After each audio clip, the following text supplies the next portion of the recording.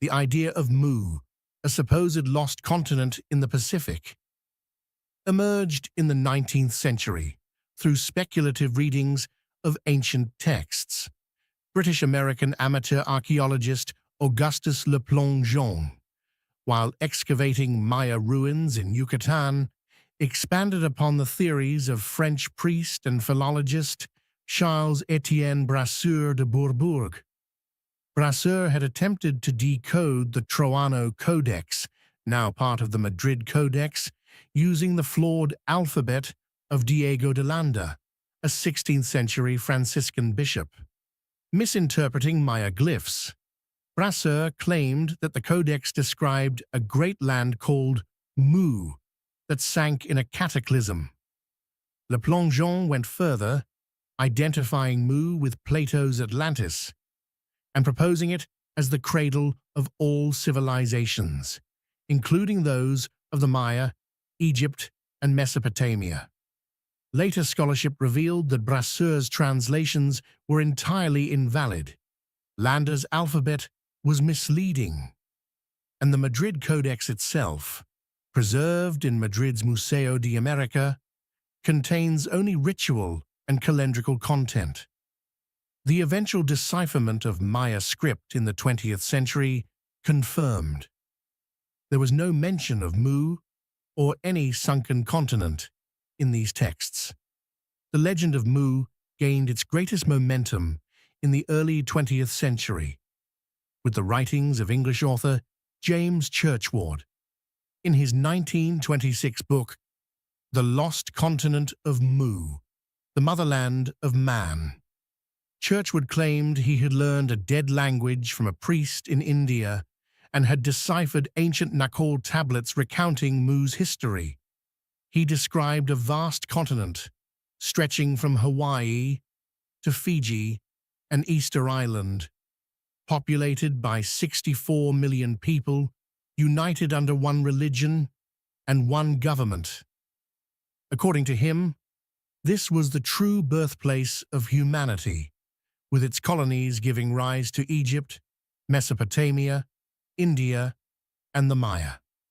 Churchwood elaborated on these ideas in The Children of Mu, 1931, The Sacred Symbols of Mu, 1933, and Cosmic Forces of Mu, 1935, weaving mysticism with pseudo-historical narrative. Yet his claims rested solely on personal testimony, and the Nakul tablets he described have never been produced or verified. The myth of Mu also became intertwined with other speculative traditions of the 19th century.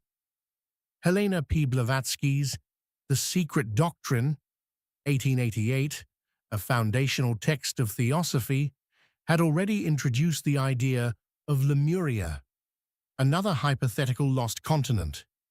Meanwhile, Ignatius Donnelly's Atlantis, the Antediluvian World, 1882, had revived the Atlantis narrative for popular audiences. Churchwood's Mu merged easily with these ideas, fueling theosophical, occult, and adventure literature. Over time, Mu entered pulp fiction, comics, films, and video games, securing its place in popular culture. Proponents of Mu often pointed to supposed documents as evidence, but these sources collapse under scrutiny. The Madrid and Dresden codices, authentic Maya manuscripts, focus on astronomy, ritual, and calendrics, and contain no reference to a vanished continent.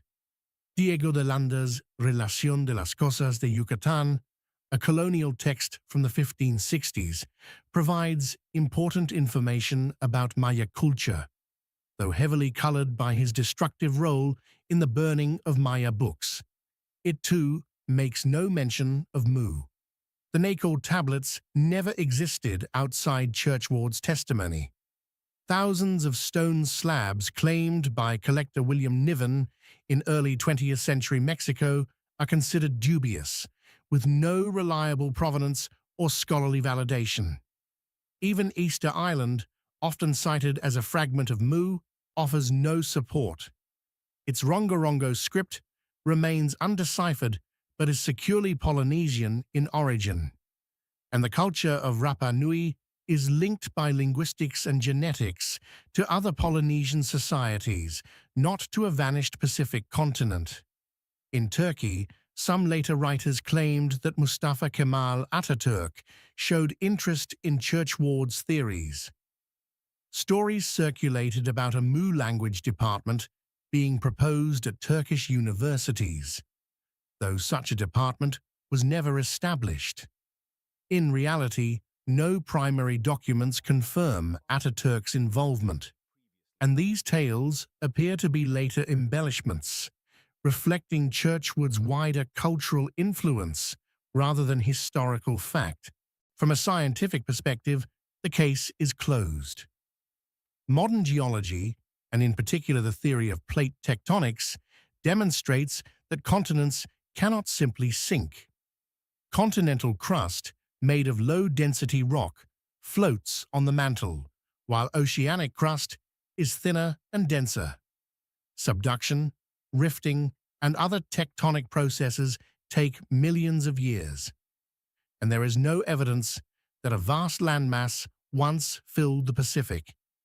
Detailed ocean floor surveys, seafloor spreading studies, and volcanic hotspot analysis show that islands like Hawaii and Easter Island are volcanic in origin, not remnants of a sunken continent.